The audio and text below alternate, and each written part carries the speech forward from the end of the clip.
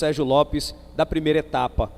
Essa segunda etapa, o Sérgio Lopes, por exemplo, hoje, para ele cantar numa igreja como a nossa, ele cobra aí um cachê de mais de 10 mil reais.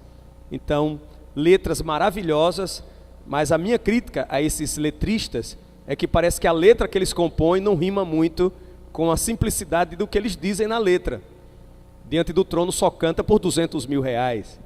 Esses dias a revista Veja, se eu não me engano, deu a lista dos cachês dos cantores evangélicos. 15 mil, 20 mil, 30 mil, 40 mil, para adorar a Deus.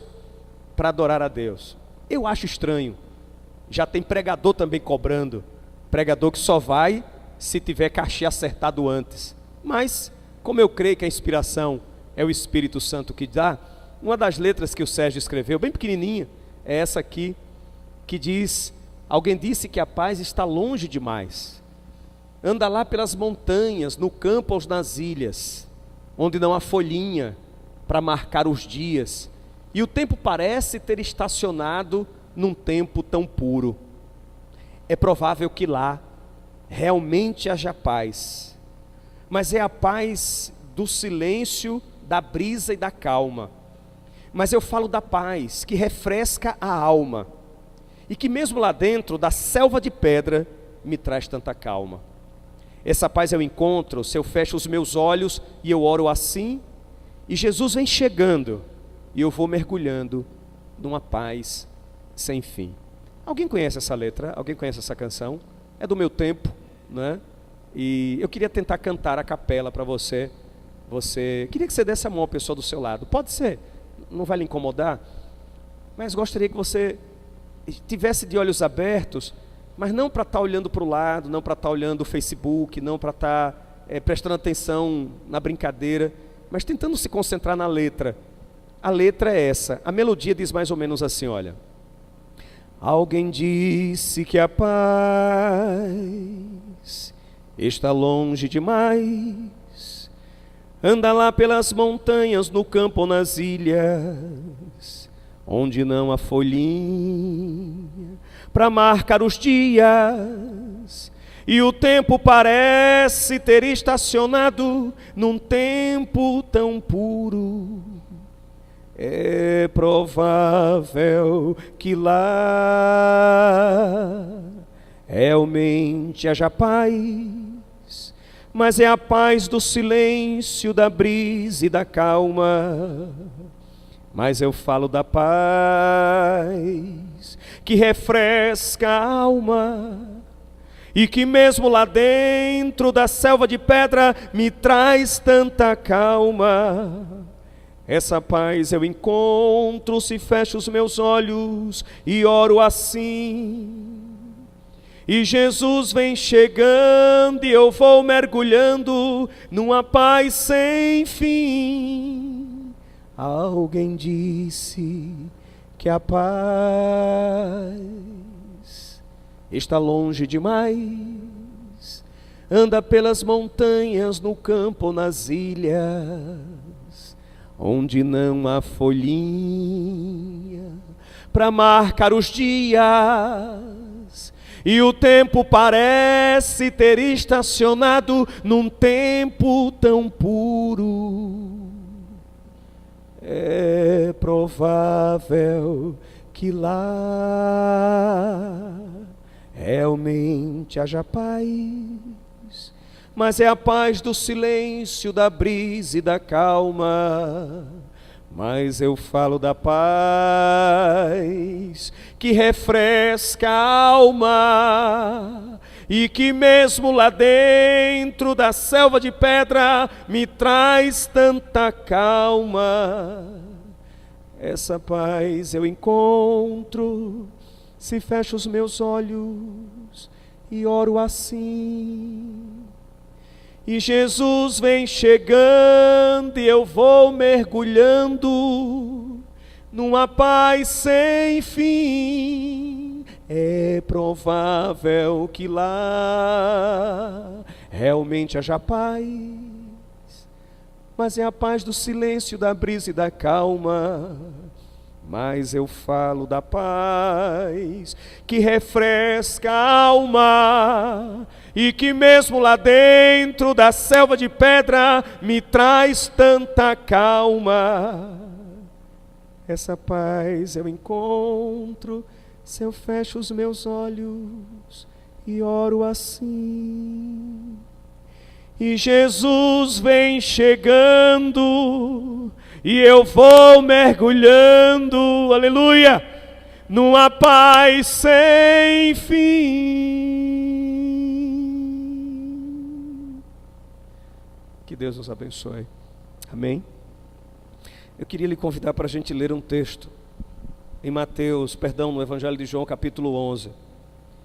Vou pedir a Jô que recoloque a citação de João, capítulo 11, 22, que foi lida agora há pouco no culto.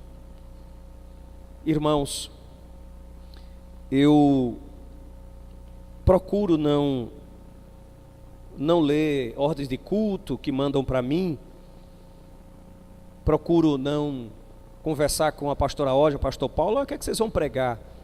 Na verdade, de vez em quando eu que comento, estou pensando em pregar isso, porque eu sempre gosto da surpresa do que o Espírito está preparando para a gente. Agora de manhã, eu queria que a citação ficasse aí, exatamente. Agora de manhã o pastor Paulo trouxe uma mensagem memorável, primorosa, simples e primorosa.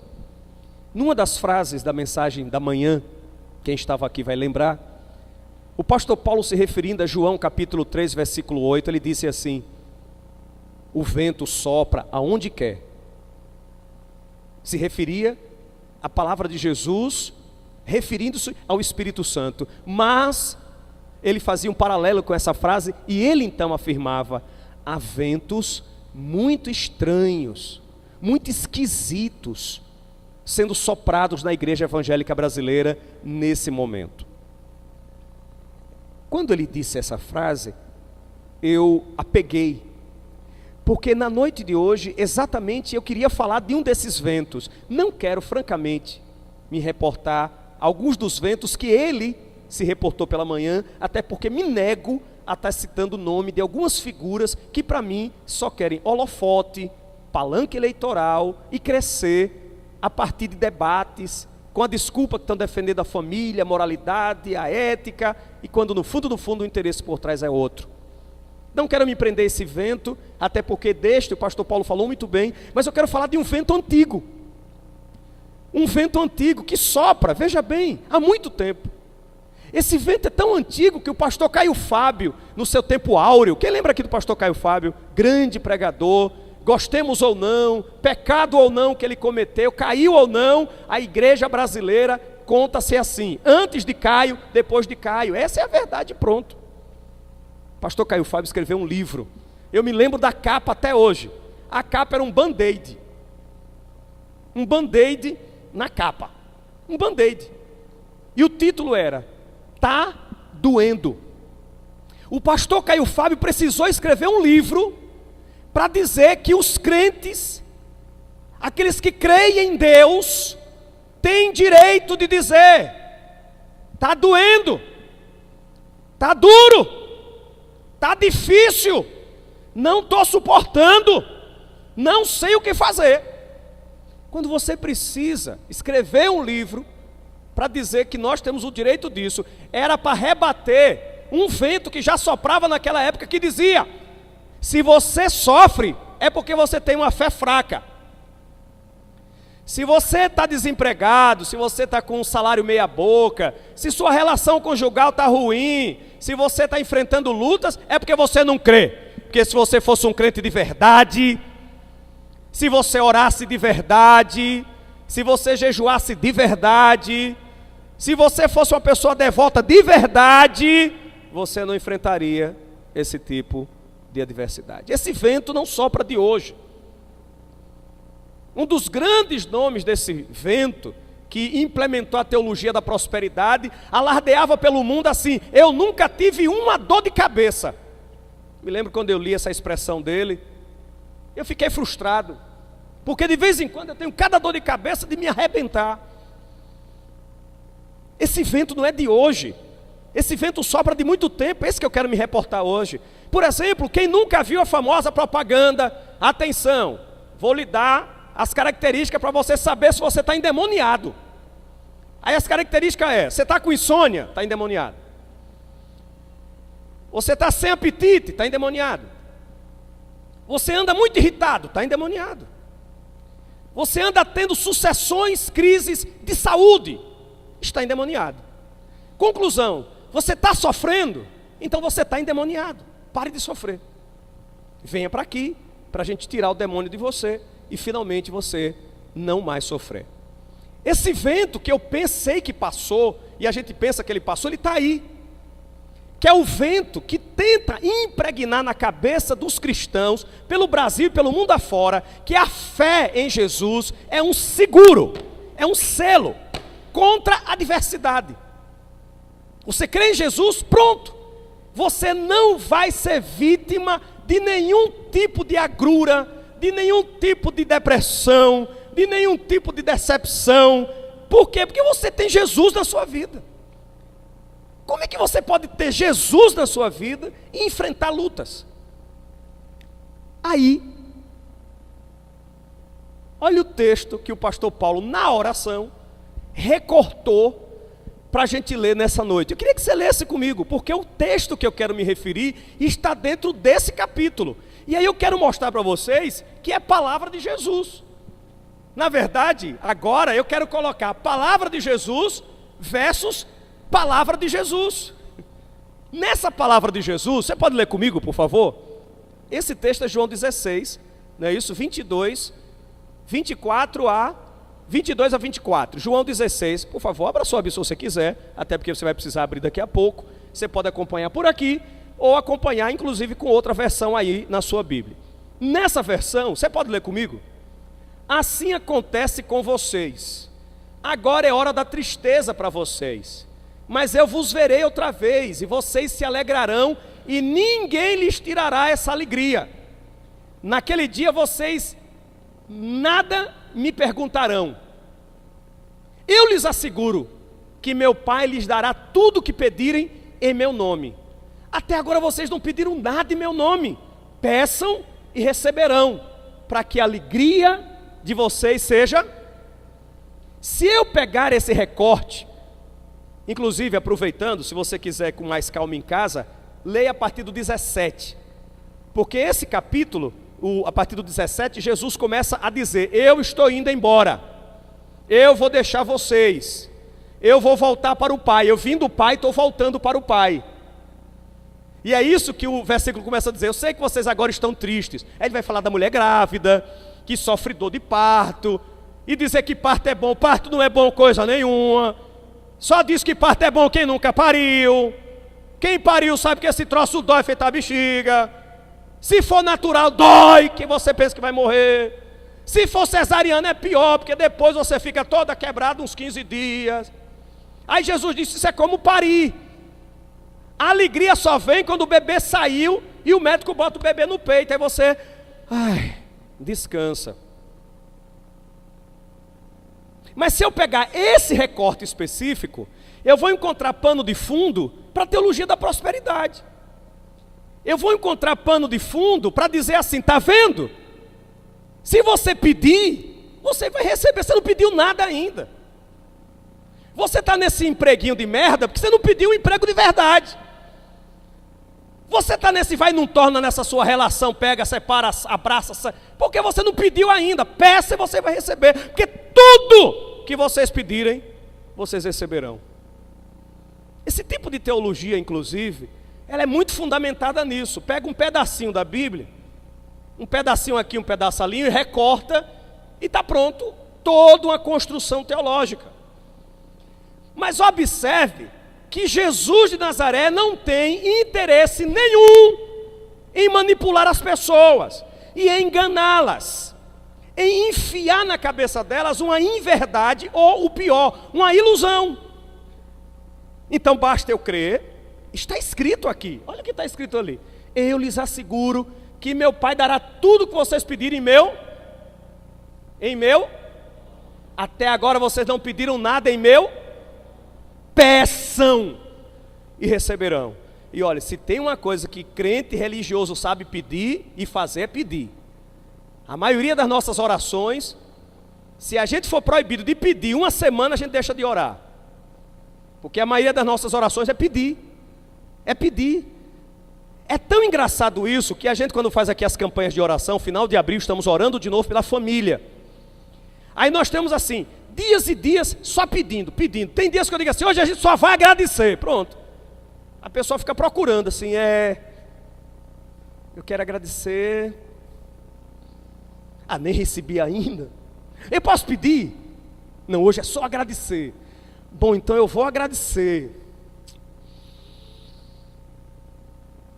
Posso pedir? Porque a gente não foi exercitado. A oração da intercessão, a oração da gratidão. Nossa oração é sempre assim, eu quero pedir por isso, quero pedir por aquilo. Mas veja, peçam. Vocês estão pedindo até pouco. A questão é que se a gente parasse aí, tudo bem. Mas se você continuar lá lendo comigo, aí eu quero lhe convidar para ler a partir do verso 31, do capítulo 16 do Evangelho de João, por obséquio. Eu quero que você leia comigo, porque está escrito assim, respondeu Jesus, agora vocês creem? Agora vocês creem? Vocês creem agora, porque eu estou dizendo que vou voltar para o meu Pai. Antes vocês não criam.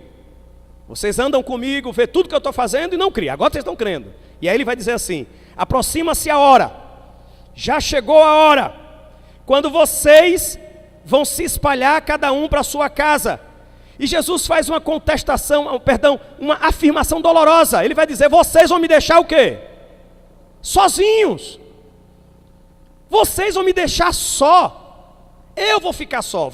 Aí ele vai dizer o seguinte, presta atenção. Mas eu não estarei sozinho. Por quê? Porque meu pai estará comigo. E o mesmo Jesus que acabou de dizer, peça o que vocês quiserem, que o Pai vai dar tudo que vocês quiserem, faz uma afirmação derrompante, sem romantismo, sem arrudeio, sem firula, seca, dura. Ele diz assim, no mundo, vocês terão o quê? Vocês terão aflições. O mesmo Jesus que acabou de dizer, Carlinha, peça, Carlinha, peça o que você quiser em nome de Jesus, que Ele vai lhe dar. O mesmo Jesus que disse isso, de repente ele para e diz assim, mas deixa eu lhes dizer uma coisa, no mundo, e mundo em João, às vezes pode ser o sistema político, o sistema opressor, ou pode ser o mundo, humanidade. Aqui eu me dou o direito de interpretar dizendo, nos dois contextos, no mundo, você que está no mundo, não vai ter como fugir de uma coisa chamada aflição. No mundo, vocês terão aflições. Um dos ventos estranhos que insiste em soprar é aquele que insiste em apresentar a fé como seguro contra dores, problemas e aflições. Isso contraria uma das muitas palavras do Senhor Jesus, quando nos disse de forma direta e sem romantismo, no mundo, Guga, todos terão aflições, os que creem e os que não creem. Que nós vamos ter aflições. Alguém aqui tem dúvida? Alguém aqui ainda é iludido de que não terá aflição na vida? O problema não é esse. O problema é que as aflições não marcam dia e hora para chegar na vida da gente. O problema é que as aflições chegam, Ângela, sem avisar. E quando elas chegam sem avisar, elas tiram o nosso eixo, elas tiram o nosso chão. As aflições não mandam recado. Olhe, se prepare que mês que vem vai acontecer uma tragédia na sua vida. Pastor, mas eu conheço uma profetisa da igreja, do tererê, do tererê, do tererê, do tererê, que ela vê tudo. Irmãos, todo dia a gente lê assim, líder de oração da igreja tal, vinha da oração, morreu debaixo de um caminhão. Todo dia. Porque Elias, a verdade nua e crua é, eu sei que eu vou passar por aflições, você sabe que vai passar por aflições, o problema é que as aflições não mandam telegrama, não mandam comunicado, não mandam a gente se preparar, simplesmente a palavra de Jesus é, no mundo vocês terão, e ponto. E as aflições não avisam. Eu elenquei aqui algumas coisas. Eu quero pedir permissão para ler. As aflições não avisam quando o câncer vai chegar na vida de um filho ou de uma filha pequena de 12 anos ou 15 anos. A exemplo de Rafael e Mateus. A exemplo da amiga da sua filha, Conceição. A mãe do Mateus. A aflição não disse no útero dela: olha, se prepare, curta bem seu filho, porque quando ele tiver lá pelos 13, 14 anos, um câncer avassalador vai descobrir, vai tomar conta da vida dele. A mãe da Rafaela não recebeu nenhum comunicado dos céus, e olha que ela é crente pentecostal. A Rafaela também. Rafaela era dirigente de louvor do coral infantil da Assembleia de Deus do Feitosa. Ela não recebeu nenhuma profecia, nenhum comunicado. Olhe, se prepare, que um câncer arrasador vai tomar conta do seu corpo aos 12 anos de idade. As aflições não avisam. As aflições não avisam quando uma bala perdida vai tirar a vida pulsante de um jovem filho de 20 anos de idade. A aflição não avisou dias antes ou na noite em que Simone dormia que o seu filho perderia a vida.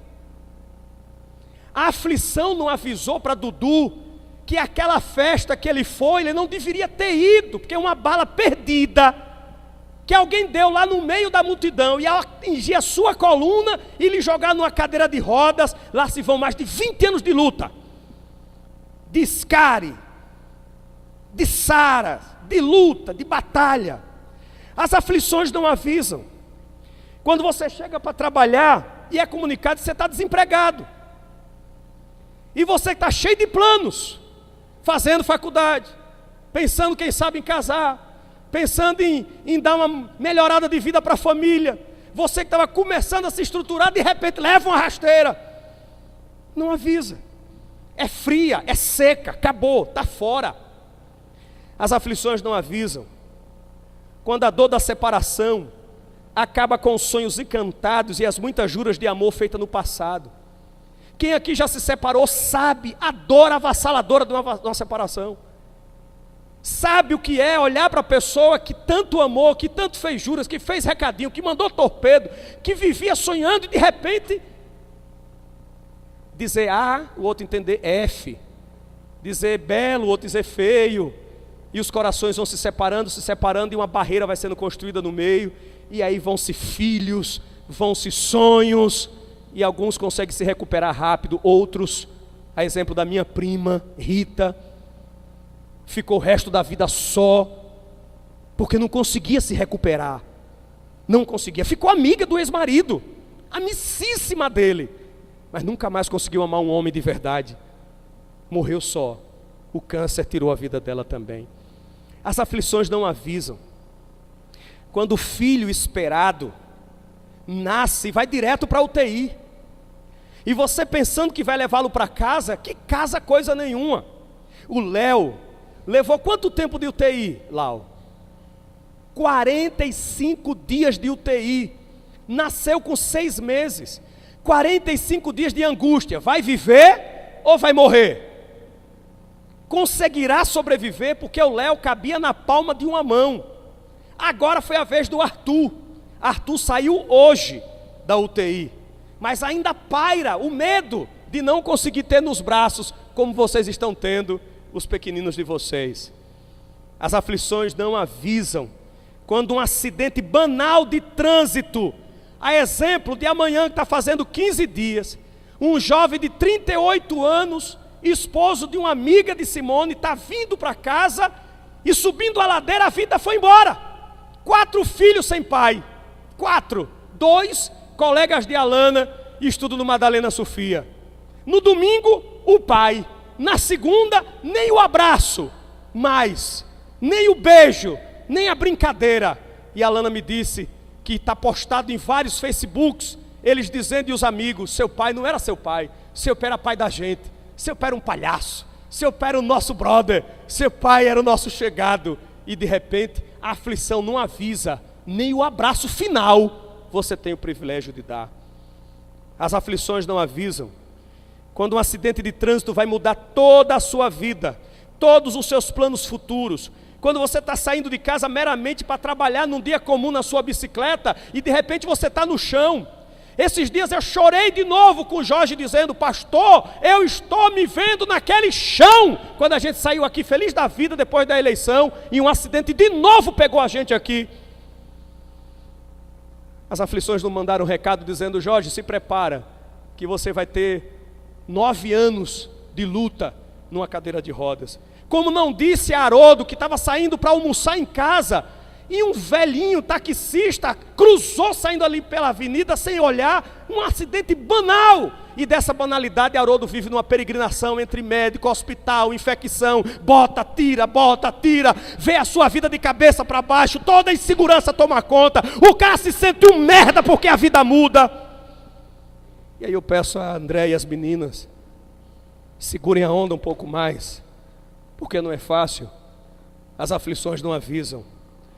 As aflições não avisam que a sua filha de 36 anos, com depressão, sim, mas frequentando a igreja El Shaddai, gravando o CD, começando a reagir, na verdade era tudo uma preparação para pular do 8º andar, para tentar encerrar a dor que estava lhe maltratando. E dizia a ela pelas cartinhas: pai, perdão, Deus vai me entender, peça perdão à minha filha, a vida vai seguir para vocês, mas eu não aguentava mais.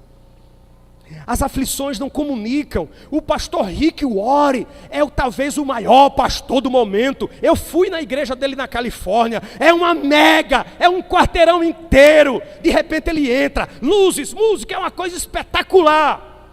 Rick Warren escreveu: passamos o sábado à noite com o nosso filho. Ele não disse em 1 minuto que estava pensando em se matar. Beijamos, curtimos, assistimos filme, comemos pipoca, ficamos juntos. Fomos para casa, porque é normal nos Estados Unidos os adolescentes já morarem só. E ele disse: quando a gente chega em casa, toca o telefone, venham para cá, o seu filho mais novo se matou. As aflições não avisam com antecedência que a gente vai perder pai e mãe no espaço de 1, 2 anos, como Ronaldo Grande e seus irmãos. Alba foi, em seguida foi o seu esposo. Agora há pouco o Carlos atravessou isso, perdeu seu pai, mal se recuperou do trauma, Deus levou sua mãe. As aflições não avisam quando apenas uma pequena gravidez, engravidar, essa besteira, engravidar, para uns se torna um sonho quase impossível. As aflições não avisam quando a velhice chega, e com a velhice chega a solidão. Lembrei do seu pai, Raquel, não pela solidão, mas pelo charme. Quando aqui cheguei, o pai de Raquel era assessor jurídico de todas as convenções, e com ele eu ficava impressionado com a elegância, com a habilidade de lidar com a questão jurídica. O Ricardo Coelho não é nada perto do pai. De repente, a idade avançada chega e chega a enfermidade, e ele então fica em cima de uma cama, anos a fio, esperando a definição, o momento que a morte finalmente virá e o Espírito Santo vai levá-lo para descansar na glória. Irmãos, as aflições nunca avisam quando vão chegar, e quando elas chegam, elas nos deixam cabisbaixo. Por tudo isso, a fé em Jesus, para mim, não é um capricho. A fé em Jesus, para mim, não é uma opção. A fé em Jesus, para mim, não é uma fuga da realidade. Para mim, Carlinha, a fuga em Jesus, a fé em Jesus, o crer em Jesus, é a forma de me conseguir manter inteiro. Talvez eu use as suas palavras, Simone Sampaio. A fé em Jesus, para mim, às vezes, é a maneira de eu não enlouquecer, tentando entender por quê. Por que a lógica não funciona? Por que uns precisam sofrer tanto? Por que uns vivem sem dar o mínimo de valor à vida e vivem com saúde plena, enquanto outros querem dedicar a vida a Deus e vivem se arrastando em lutas e lutas e lutas e lutas? Para mim, a fé em Jesus não é capricho, não é opção, não é fuga da realidade. Para mim, a fé em Jesus é a forma de conseguir ter ânimo, coragem e força. Força para ter paz em meio às lutas, para conseguir vencer o mundo e as suas aflições. No mundo, vocês terão aflições. Ponto. Mas tenham bom ânimo. Eu venci o mundo. Para mim, crer é ser empurrado para frente. Para mim, crer é não aceitar que a aflição trágica que chegou na minha vida vai determinar o rumo dos meus próximos anos de vida. Para mim, as aflições, em vez de me afastar de Deus, me jogam ainda mais para perto dele. Para mim, as aflições são uma escola que eu não queria estudar nela, que ninguém em sã consciência me diz assim, me matricule nessa escola, ninguém. Mas ao nascer, nós já temos matrícula. Pense numa escola que sempre tem vaga. Pense numa escola que não falta vaga. Eu gostaria muito, quando chegar a hora, de quando eu chegar lá, dizer, epa, só ano que vem. Não tem vaga. Essa escola sempre tem vaga. Sempre tem vaga. Negar, endurecer o coração, tornar-se uma pedra, ficar azedo como limão, ficar indiferente, ficar revoltado, ou simplesmente cantar como nós cantamos a primeira canção dessa noite. E eu gostaria que nós encerrássemos o culto de hoje cantando a música que a gente abriu o culto de hoje cantando. As aflições não avisam. Eu conheci Dona Yara e Thaís chegando aqui. Eu sempre disse para Dona Yara, que mulher forte e bonita é a senhora. Que mulher forte. De repente Dona Yara está assim, ó. Um trapinho. Olha, Gleide, caminhando na praia de Japaratinga, esse rapaz que está aí do seu lado disse assim para mim. As pessoas olham para a Gleide e eu sei que às vezes tem pena, porque ficam procurando aquela Gleide forte, decidida, determinada. Vocês lembram? Mas ela não sumiu. Ela continua a mesma. Por isso que meu amor não mudou em absoluto. É ela que me sustenta. Ela é a minha força. Mas não mandou aviso quando vocês começaram a se namorar. Quando vocês começaram os primeiros agarros, lembram? Vocês nem imaginavam que atravessariam algo tão duro e tão difícil juntos. As aflições não avisam, Elias. Elas simplesmente chegam. No mundo tereis aflições, mas tenha um bom ânimo. Eu venci o mundo. Olha, Carlinha, o que você sentiu há 15 dias atrás, eu sentia 32 anos atrás. Eu tinha 2 anos a menos que você.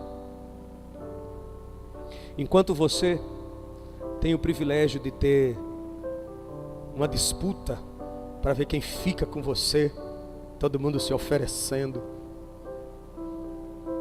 comigo não. Eu fui empurrado de casa para casa, ninguém queria. Até que parei numa casa sem querer e depois acabei na outra. Eu tinha certeza que a minha vida acabava ali. Poxa vida, Carla, eu descobri que Deus não é essa coisa longe. Eu descobri que Deus, quando a gente precisa, Ele se torna mãe, pai, amigo.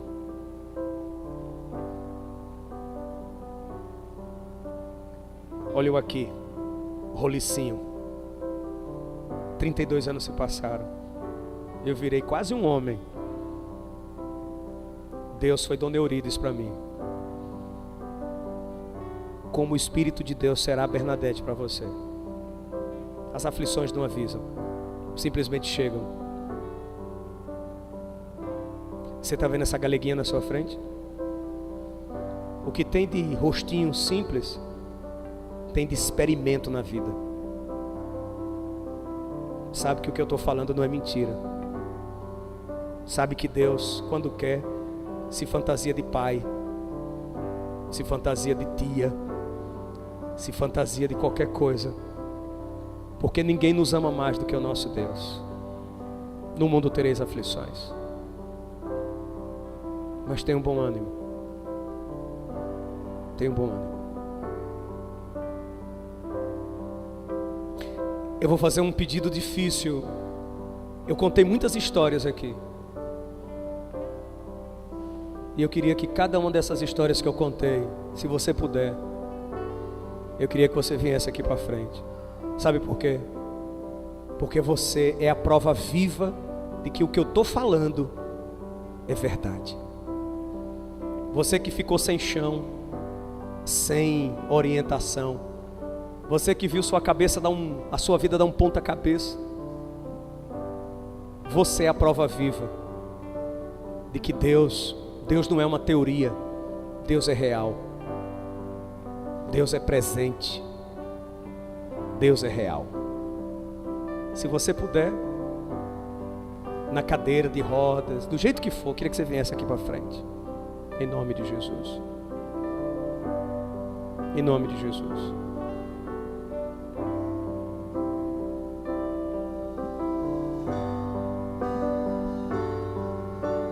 Cada um desses irmãos. Júlio, uma queda de moto boba. Dessa queda de moto, lá se vão também 2 anos de luta. Estou vendo Meire lutando com transplante de córnea, guerreando para manter a visão, e Deus tem estado presente. Louvado seja o nome dele. Queria que Mangaba e Cláudia viessem aqui para frente, porque o que vocês atravessaram o ano passado, alguns casais ou muitos teriam se separado. Vocês conseguiram. E essa semana a Claudinha mandou um torpedo para mim dizendo assim: fui convocada para ser monitora do estado.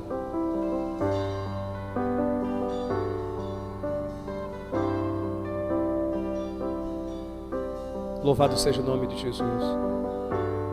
Ivone, venha ficar aqui. Ivone acabou de perder sua mãe. Queria que você ficasse aqui, junto com Carlos. Em nome de Jesus. Vocês passaram pelo mesmo vale esses dias, agora. Esses dias. Tem tanta história aqui, irmãos. Tanta história. Vamos ficar de pé? Vamos dar as mãos? No mundo tereis aflições. Perto quero estar, ó Senhor, junto aos teus pés.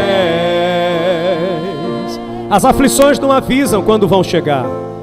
Pois pra ser maior não há. Elas simplesmente chegam, sem pedir licença. Que me render e te adorar. Chega e bagunça a vida da gente. Tudo que há em mim, Senhor, eu quero te ofertar. mas ainda é pouco, eu sei.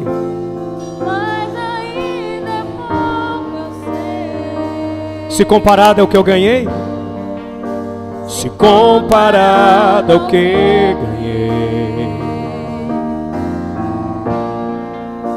não sou apenas teu amigo, Louvado seja o nome de Jesus. Aleluia. Aleluia, Senhor. te louvarei. E é isso que deixa as mentes céticas confusas. Não importam as circunstâncias.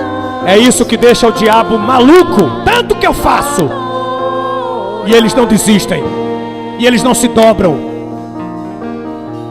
Somente a ti. Alexandre, traga sua mãe até aqui. O seu sobrinho neto se arrumando para o culto.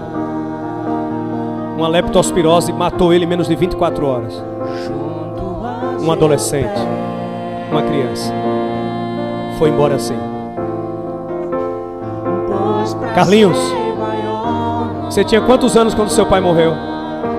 9. E eu queria que você ficasse aqui ao lado de Carlinha. Vem cá. Deus cuidou desse cara, Carlinha. Tudo que há em mim, Senhor, eu quero te ofertar. Mas ainda é pouco, eu sei. Mas ainda é pouco, eu sei.